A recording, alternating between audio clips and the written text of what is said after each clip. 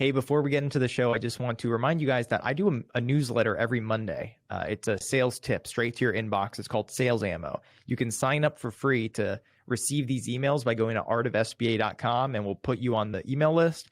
And then you can start getting these golden sales nuggets every single Monday to start your week. All right, now let's get on with the intro.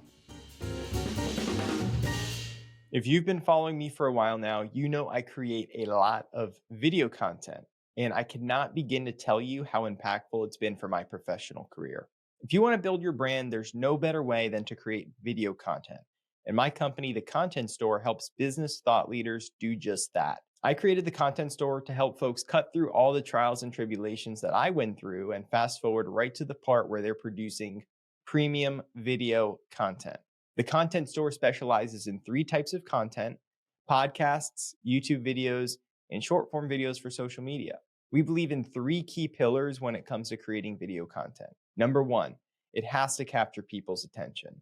Number 2, and this is a big one, the video should provide value to your audience. And finally, number 3, we think your content should be authentic and showcase your true authentic self.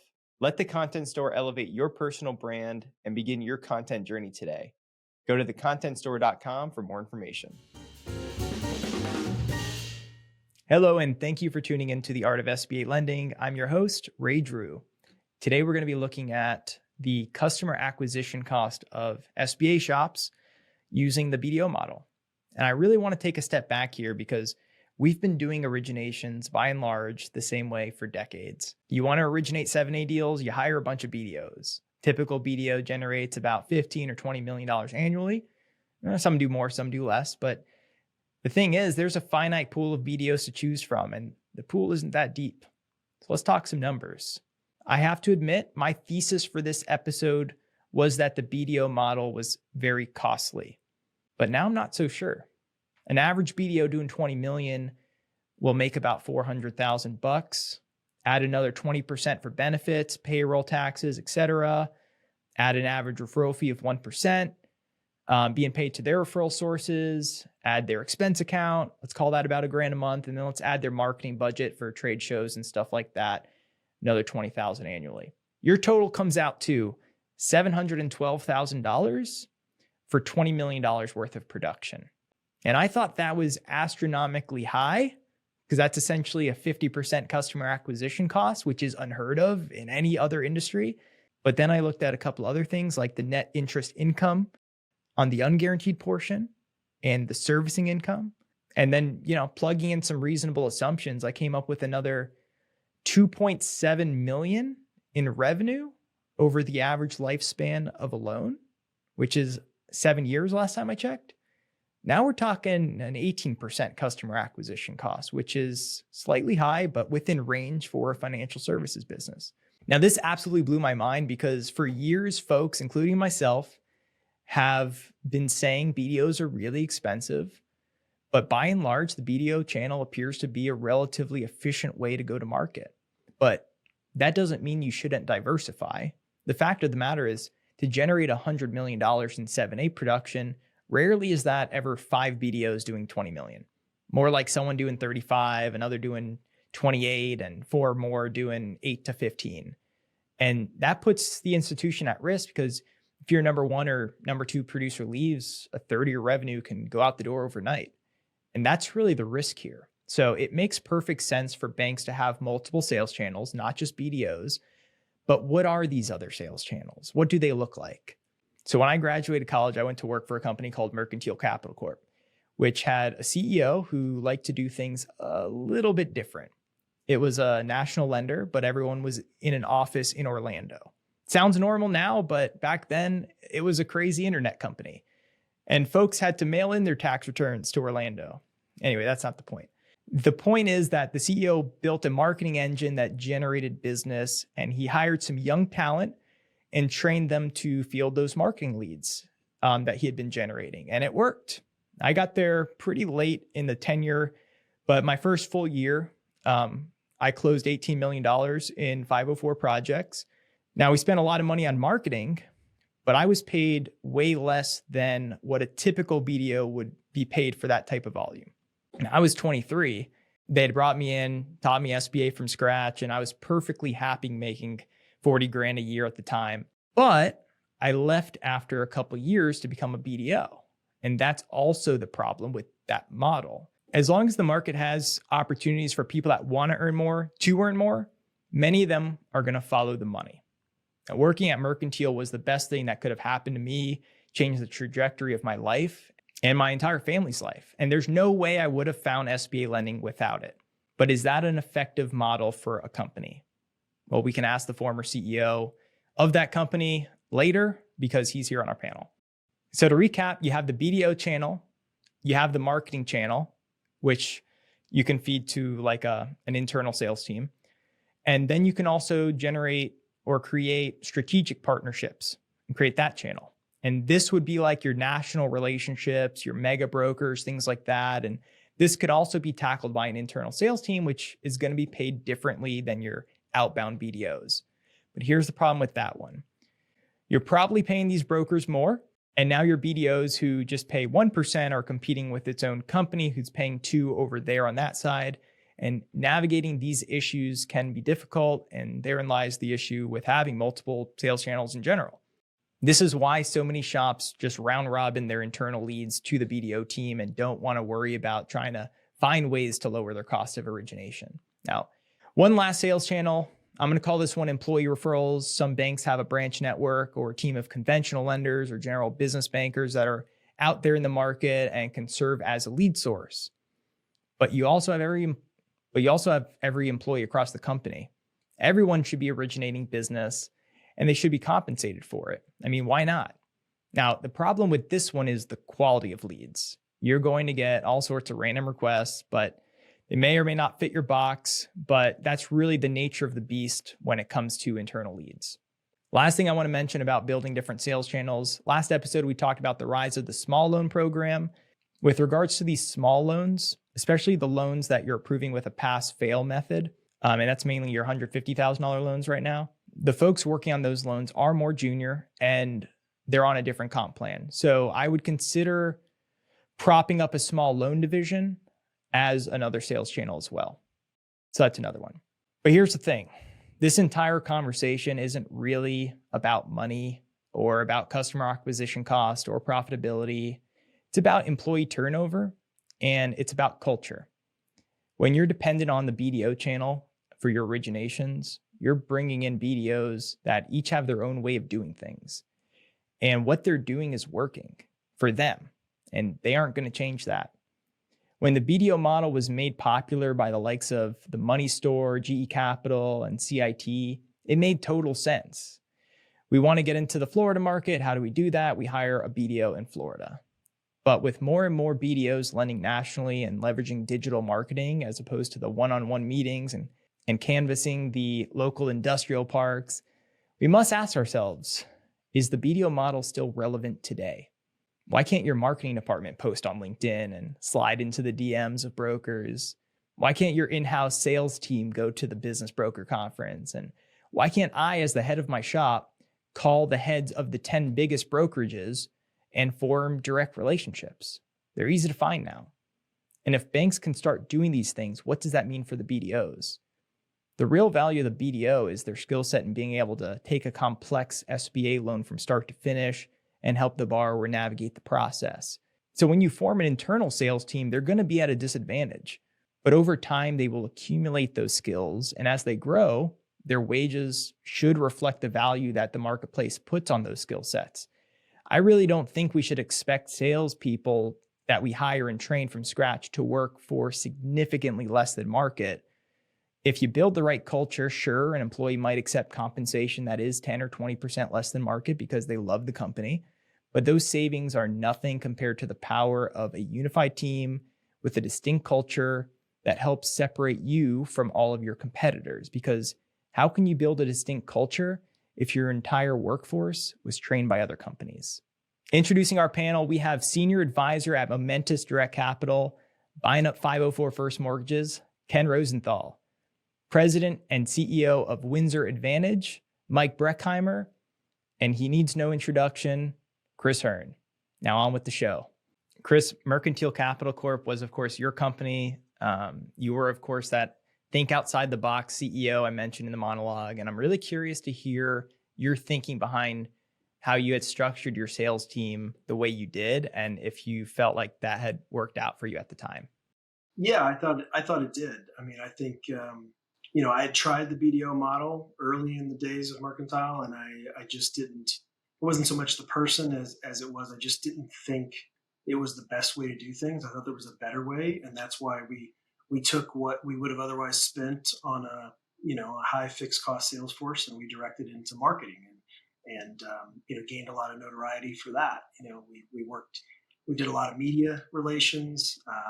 We started doing digital marketing, which was very new at the time for our industry. We did a lot of conferences, which was not so new, but we did a lot of what I would call niche conferences, places we would go very specifically for deal flow, and not just industry conferences. So we did a lot of things, and I think it worked well. I think it needs a few modifications, and I've been doing that lately. But I like that you've laid out the 5 different sales channels, because I do think a lot of SBA lenders only do 1, maybe 2 of those. Where if you really want to dominate, you probably need to look at all 5. Mike, you run an LSP, you have a sales team, but your sales team's calling directly on the end customer, which is banks, right? So Right. what do you think of the fact that by and large, banks pay salespeople to pay brokers to originate loans? Yeah, I mean, there's obviously pros and cons to it, but it's something we see a lot. We've got 100 plus clients here at Windsor, and so we're able to see institutions that run the gamut with respect to sales strategies, right? Chris mentioned the 5 channels. We have those that, to your point, I believe are really embracing diversification and running 3 different strategies at once. And then we have those that are incredibly successful, to your point, running the old school BDO model. It's interesting how the BDO culture, even since, I started at Windsor in 2014, has grown more and more into accepting that BDOs are allowed to pay brokers what they pay and funnel those in. It seems that has become more and more commonplace over the last decade.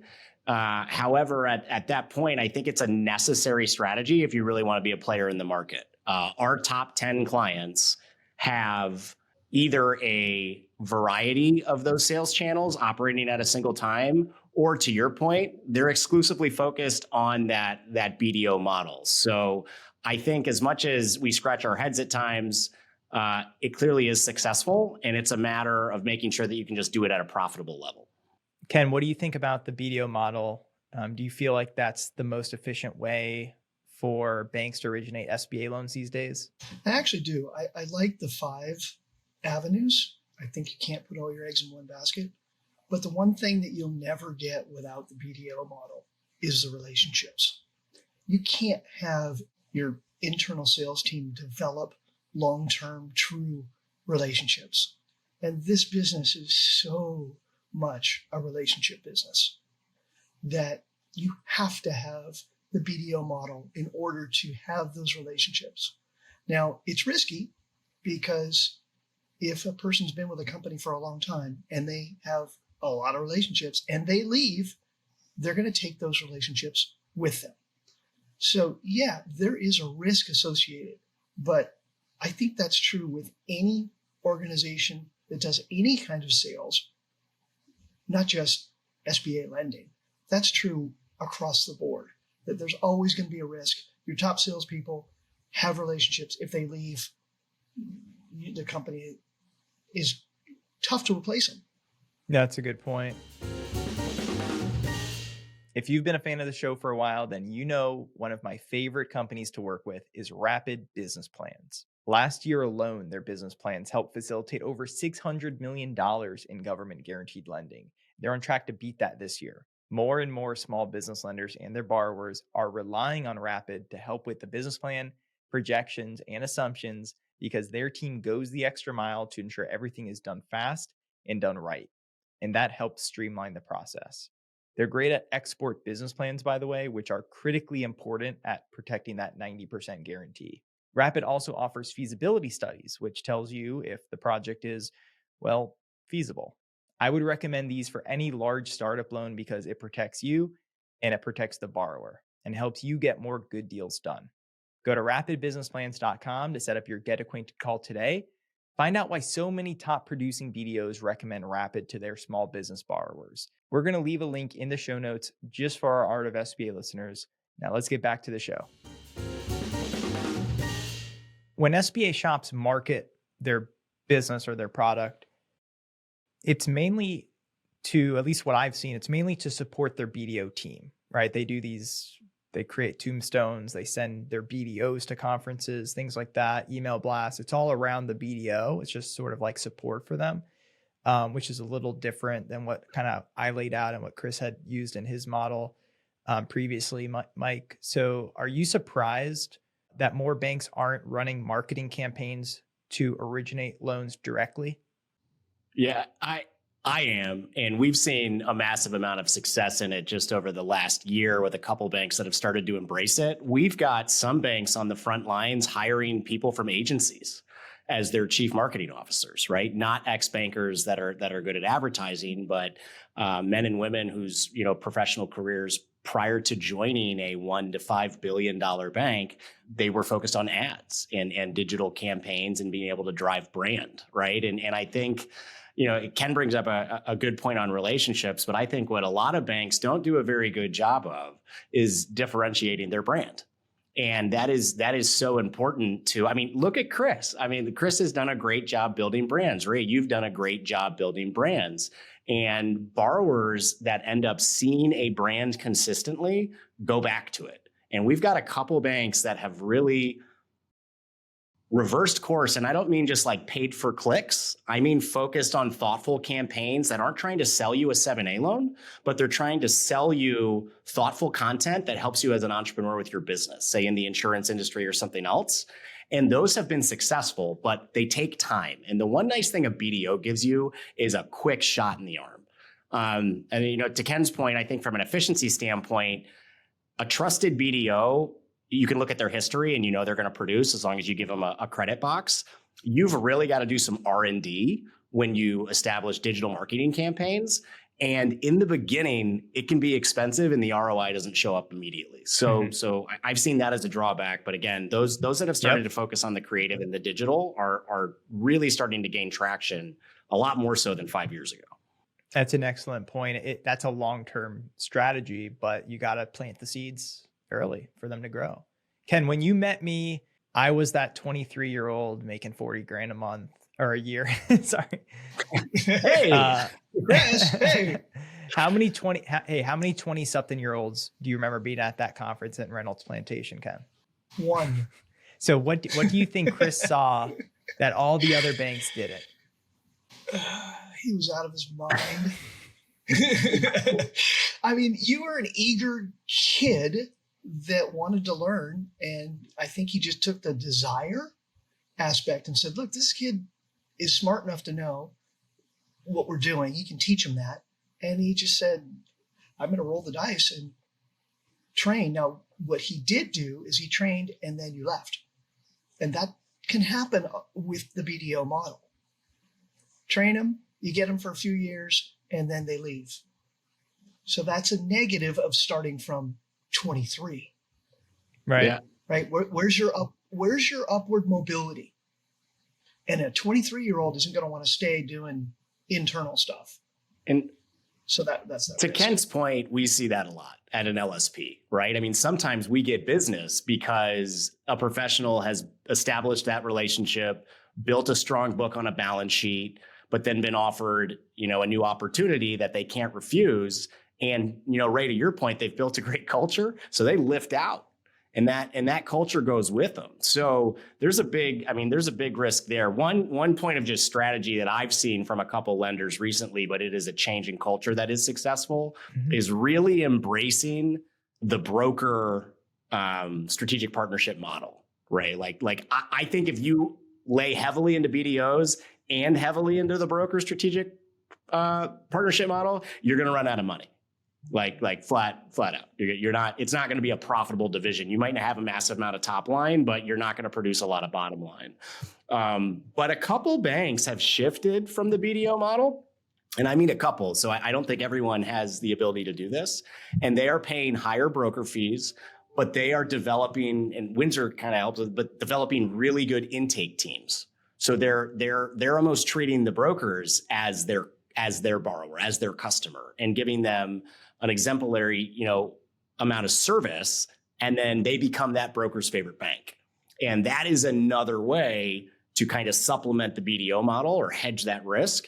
But you got to be able to lean into third parties. But we are starting to see more and more of that successfully produce $50, $100, $150 million a year 7A shops, is less BDOs, white glove broker service, and training a really good intake arm. So it's kind of unique to see that, but it's starting to. So that's doing the full gamut. That's doing all five. That's right. Which is, I think, critical. Ray, I have a question for you. How many? You may know this. What is the average life of a BDO at an institution? That's a hard one to answer, because there's the ones that will just be like 2 to 3 years. But the good ones, I would say 5 or 6. And a lot of those tenures get ended through mergers and acquisitions and changes in credit or comp. Because that's something that an SBA manager or bank president needs to take into account. I mean, I'm odd for a number of reasons, but right, 33 that's years true. at one company, that's true. That throws it all out of whack. Right? That's rare.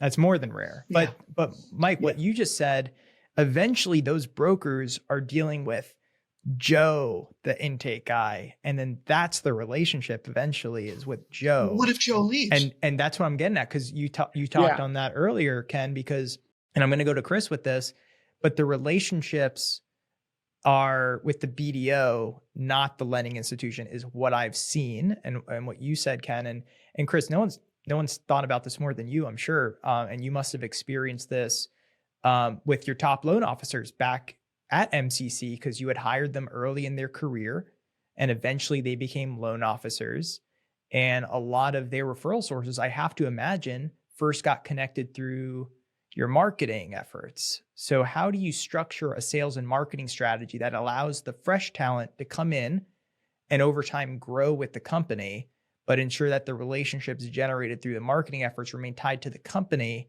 and not the individual? Well, I think there's a couple ways to do it, Ray, and my thinking on this has evolved over the years. So, I'm no longer just a inside sales shop. I actually believe in having both.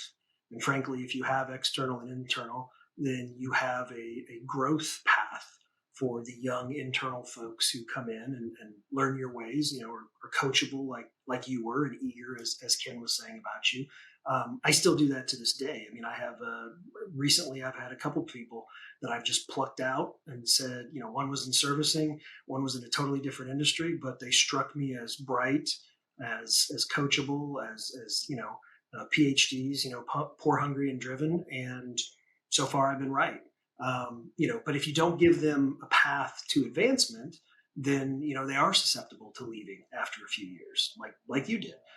So I think that's my thinking these days, evolving into, you have a seasoned BDO who mostly focuses what I call external, which is, yes, they have some brokers they work with, but those are the relationships. And then you have the internal folks who are either calling on new brokers that you don't have relationships with, and or handling inbound leads from digital marketing. But eventually those folks get mature enough in the business that they can move into more of a BDO type mindset. So that's kind of how I've been thinking of it.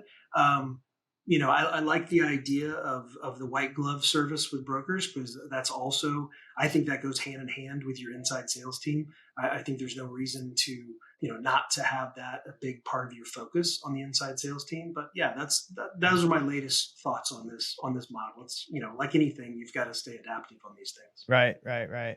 Cool. So, Mike, let me ask you this. Do you think the market is like slowly but resistantly shifting to brokers getting plugged in directly with the banks? Like, if you're a broker with a good amount of volume, you know who the banks are. If you went to the bank and just said, I've got all this volume, I want to take to you. Can you see that evolving more to cut out the BDO?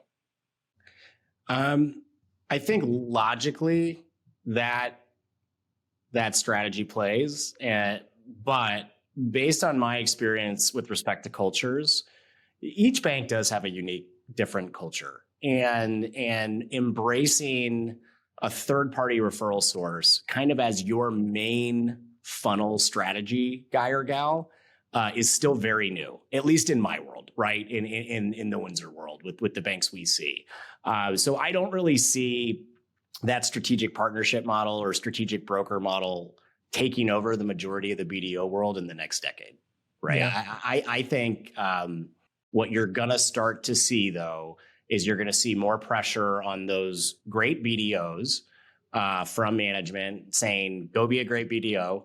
And to your point, we're going to, cap your referral fee, and then we're going to start kind of an intake group and a broker network as a completely, kind of different side unit or sales vertical to diversify from the risk that, Ken mentioned earlier, which is you can just pick up and take the book with you. I would still say, just based on Windsor's client base, 75% of the volume that our shop sees is still organic or driven through a BDO, not just a direct broker relationship. The other thing I think you need to keep into account when dealing with brokers is somebody needs to run defense. Somebody with thick skin. You don't want the broker dealing directly with the underwriter, right, for example. But you're finding that person and you're training that person. I mean, you would need to, and the economics of you finding that person, putting them on a different comp plan than the traditional BDO, and training them and putting in that work to do that. The economics are probably interesting enough to where you would want to give that a try, but it's got to be the right type of broker. I mean, the typical broker who is a jack of all trades or is just in its first 5 years of kind of brokering, it's going to be too rough. The BDOs are doing God's work in a sense, sometimes with training the brokers to get them to a certain point. But Ken, tell me what you think about, banks forming strategic partnerships with the brokers who actually have it figured out, or maybe, for you, since you're a 504 guy, like maybe a commercial real estate national type of brokered relationship. If you were to do that, why would those brokers work with your in-house sales team that you just propped up to kind of sort of cut out a BDO, when they could go to the market and work with a BDO who has been doing this for 25 years well? Why would they work with the more green sort of internal team other than they're just getting paid a lot more? I think that money solves that, but as far as being paid a lot more, but you will never get the service from an internal team that you'll have from your BDO, who is your trusted advisor, who in this case has been doing it a long time, who knows the SOPs inside and out. Knowledge is huge. And if the broker has a deal that a BDO could say, no, that's not eligible, and an internal person may or may not know for a week, well, that week time frame is huge. I mean, we all know time kills all deals, especially in commercial real estate. So dealing with any potential issues really early on and knowing what works and what doesn't work, what cash flows and what doesn't cash flow, the BDO has to have all those skills. If the BDO doesn't have those skills, then they're useless. You have to have all those skills. That's why you're paying them. Otherwise, don't pay them. Mm-hmm. Do the internal model. Mm-hmm. But I would say, Ken, I think this goes back to culture, though, right? So if you just have a call center, yeah, that's a problem, But if you have a culture of weekly trainings of esoteric things related to our industry, that you have all your people at, or part of your onboarding of someone in the inside sales team is to read the whole SOP, God forbid, and take sound bites out of it, and do some due diligence and understand how things are done in our industry, and how it's done at your SBA shop culturally. Then I don't think it's quite as stark of a contrast. I do agree a successful BDO is going to definitely be the expert, but I don't think an inside sales person necessarily has to be just this Omnitron or call center type person. That's a good point.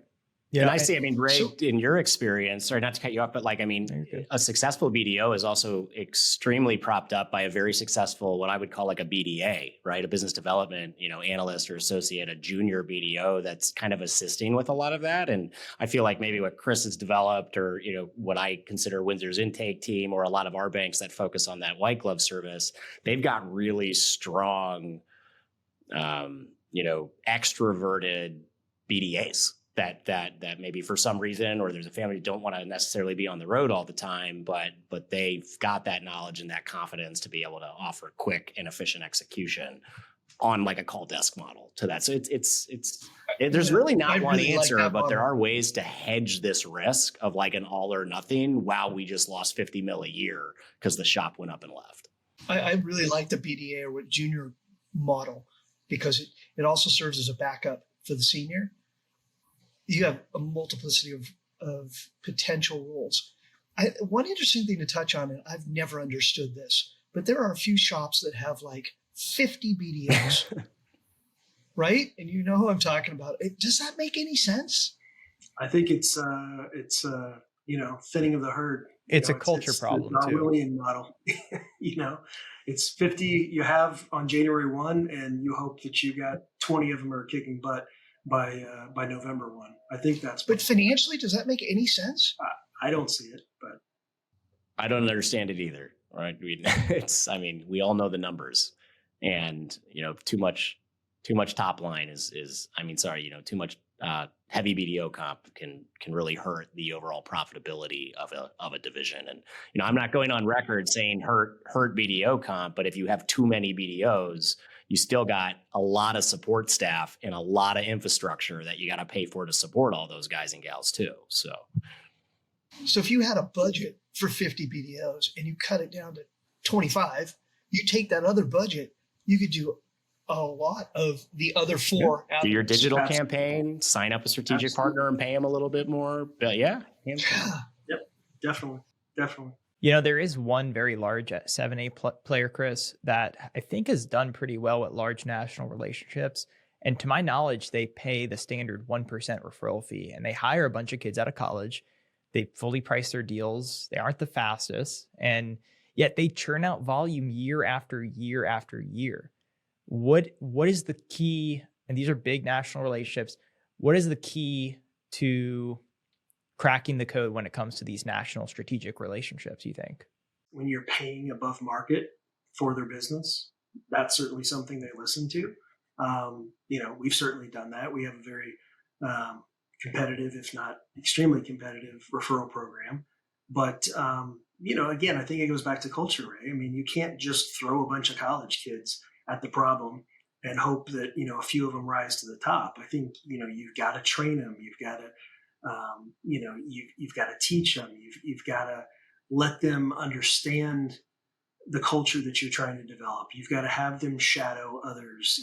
This is not an easy industry just to jump right in and be successful. It takes a little maturing.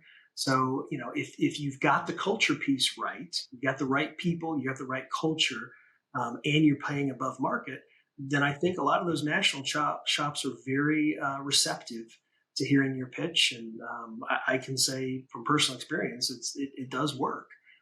But, if you just got, you got 20, 30 newbies in the industry and you're paying above market, but it takes 3 weeks to get an answer or, 4 months to close a deal. That's not going to last very long. If we bring in a great salesperson new to the industry and you show them, let's say young talent, and you show them there's a path here to be able to make $100,000 or 200 or even 250, I'm sure they would be very happy. But what happens if and when they log on to LinkedIn and they realize there's this market out here where BDOs could make even more? And it's the fear of cultivating your own talent and then watching them leave to your competitors. Is that keeping banks from making that investment? Is there a solution to that, Ken? Do you block LinkedIn on the work laptop? What do you do? No, you just have to be open to it and hope your culture survives. I mean, I think your company culture is so much more important than people give credit for. Especially, I'm a 504 guy, but in the 7A world, if you're pricing a deal at full prop, at prime plus 2 3/4, what's the difference between you and the next guy? So your internal culture, your internal credit box, your internal processes are so important. On the 504 world, a little bit different because rate is everything. And if a bank has a lower rate, they're going to win more deals. But if you're pricing at prime plus 2 3/4, what's the difference in you and the next guy? Just like a CDC. Every CDC is at 6.2 fixed for 25 years in debenture. What's the difference between one and the other? It's the culture. It's how they process. I think you just have to trust your culture. Well, you have to develop culture. I mean, well, yeah. The problem with, let's face it, with bankers is, some bank president goes, "Oh, wow, did you read that article about what they make in the SBA world? We should start up an SBA department." It's easy. And it's easy, right? And I'll just throw some money at it and it'll work. Well, you have to have some forethought into some of this stuff. It's not easy. It's a highly specialized field. It is different from regular conventional banking. You have to have a focus to Ken's point, differentiation. You have to have a focus on speed and specialization and service and things that, let's face it, bankers aren't normally well known for, right? So it's a bit of a different mindset than if you're just an ordinary conventional bank. Time and time again to that, I think it is, to you guys, both your points, it's going to come back to culture, and it's going to come back to trust, and it's going to come back to support. In a down year, did your employer support you?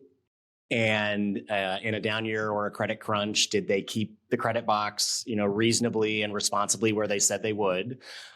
So many times, at least just because we see so many institutions, we are introduced to someone that starts to do really well at a bank, and then they do hop, and then they hop to this hot new comp plan. To Chris's point, that was developed based on probably some articles that were read and some suggestions of, wow, this 7A product can really make our bank hum.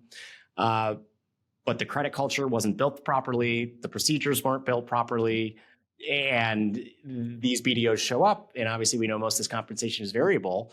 And they're left making less and struggling to fight internally. And so I think you see a lot of first-time BDOs that get successful jump because they get excited.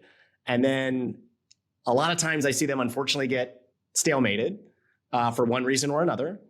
And then that's usually, we talked about the average life of a BDO. I feel like institution number 3 for these successful shops, a lot of times I see they get their footing and they stick around a little longer because they made it. They don't want to go back to that same institution. They've been slammed once, and then they're like, all right, we gotta grind through this and build the culture here at institution number 3. And that's where I typically have seen the most successful BDOs really ton it, is kind of at that number 3 or 4. But it's just my personal observation. Mike, what's a down year? Yeah. I like it. No, that was good. Okay, so I have a really interesting question for you, Chris, because when I was at MCC, I thought the culture was awesome. It was very family-like, and you didn't have BDOs, which is notable. I don't know if that played into it, but I am curious, what were the different factors at play when it comes to putting that type of culture together?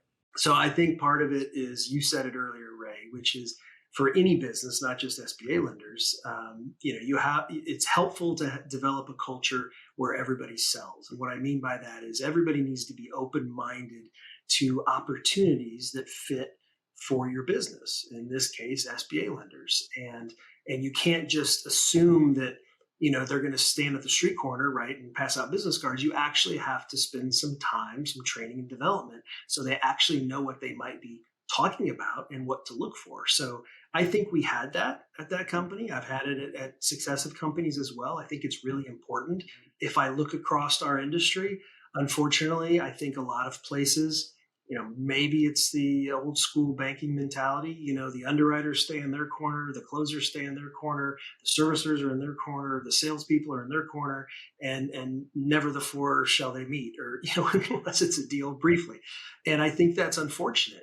Earlier we were talking about, being so wedded to a BDO, how do you prevent that? And again, I think it's a good business strategy in general. It's not unique to SBA lending. I think it's any business, but you want to make sure that the referral source knows that there's other people who are part of the team, who are supportive and who are accessible and who are knowledgeable and who are just as having such a sense of urgent like the salesperson. And so, one of the things that we do is, we introduce the underwriter fairly early in the process to have a conversation.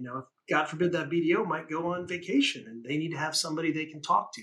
We have a special call just with the closing manager and with the closer to make sure they're introduced. And pretty soon, before you know it, we want that referral source and certainly that borrower to feel like they've got a team that's there to support them. It's not just, Joe Smith, the BDO, they have to run everything through. We're certainly not going to circumvent Joe Smith, the BDO, but Joe Smith has got this team behind him. And that's actually, I think, how we build up the institution and not just the individual as well. That's really notable because a lot of shops do it the polar opposite way, where it's like everything's getting funneled through the BDO. And I never liked that model because you're keeping the BDO from doing what they probably want to do and what they're best at, which is going out and selling. And then you're not forming those relationships with the whole company. Mike, I'm sorry, Ray, just to jump in. You brought up GE Capital and some others. I was a BDO back in the day at GE, and we had to do everything. Again, that influenced my thinking on this. If a BDO is out selling, they can't be underwriting or they can't be closing. If they are underwriting, they can't be closing or selling. If they're closing the deal, they can't be underwriting and selling. So, I think you want to use the BDO for their highest and best value, which in most cases is let them sell, let them go find the business and then provide the support team behind them to do what they do best. 100%.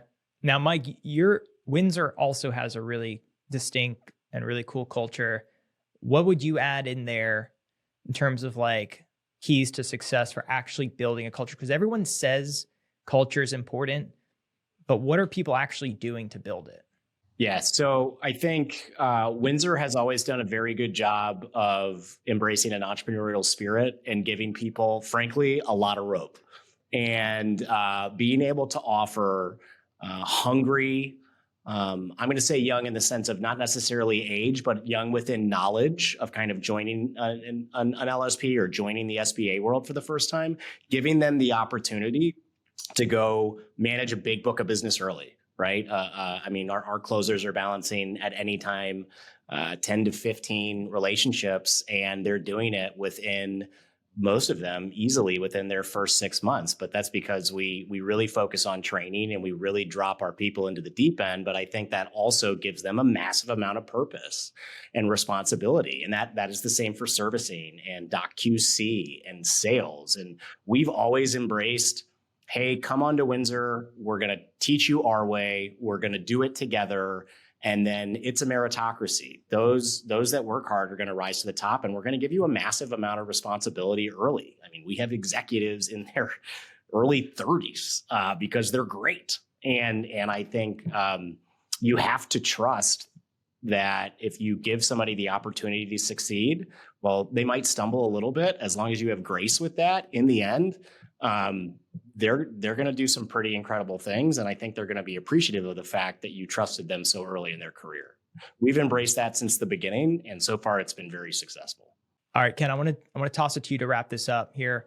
As someone who's been in that sales role for so long, and as we've kind of discussed in this episode, how the BDO channel is critically important, why are you still there? What are the keys to retaining BDO talent? So Chris touched on culture, or more than touched on, but culture is everything. You have to have the right circumstances, not only compensation, but credit box, team from processors, underwriters, closers, upper management. You have to feel the love to stay a long time. And I think that the other 4 aspects of this model actually help the BDO.